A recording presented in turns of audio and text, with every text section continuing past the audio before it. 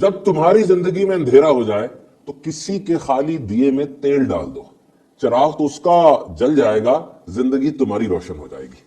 یاد رکھیے، خوش ہونے کا سب سے آسان طریقہ کیا ہے؟ باہر نکلیں، کسی اور کو خوش کر دیں، آپ بھی خوش ہو جائیں گے۔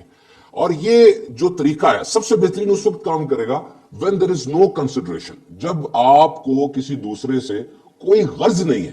یعنی مسجد کا وہ نمازی جو بیچارہ تتلا کے بولتا ہے، یا جس کا ایک ہاتھ نہیں ہے، جس سے کوئی سلام نہیں کرتا، کوئی اس کو گریٹ نہیں کرتا، آگے بڑھے، اس کو گلے لگا لیں، دیکھیے کتنی خوشی آپ کو حاصل ہوگی۔ وہ محلے دار جس سے کوئی نہیں بولتا، آگے بڑھے، اس کے ساتھ پیار و محبت کریں۔ Remember, world is like an echo. Whatever you will do will come back in different ways. یہ دنیا ایک ایکو کی طرح ہے، جس طرح ایکو کے اندر آواز پلٹ کے آتی ہے نا، اسی طرح جو آپ کریں گے وہ پلٹ کر آئے گا، کسی اور طریقے سے بھی آ سکتا ہے۔ And this gratitude, this good manners are contagious.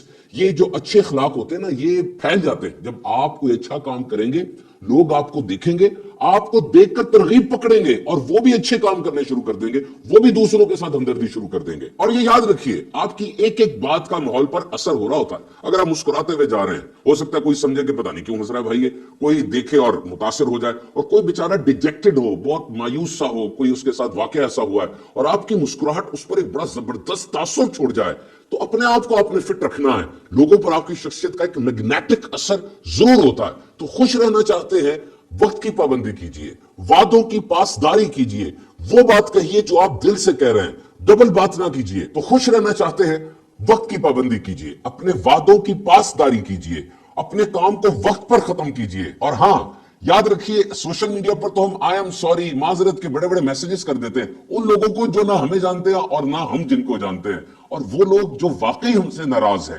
ماں باپ، بہن بھائی، قریبی دوست، رشتہ دار، ان کو جا کر آئی ایم سوری نہیں بولتے، جہاں پر آئی ایم سوری کہنے کی واقعی ضرورت ہے اور اہمیت بھی ہے۔ تو اٹھیے، ملیے ان لوگوں سے جو آپ کے فیملی ممبرز ہیں، آپ کے قریبی رشتہ دار ہیں، اور خوش رہیے۔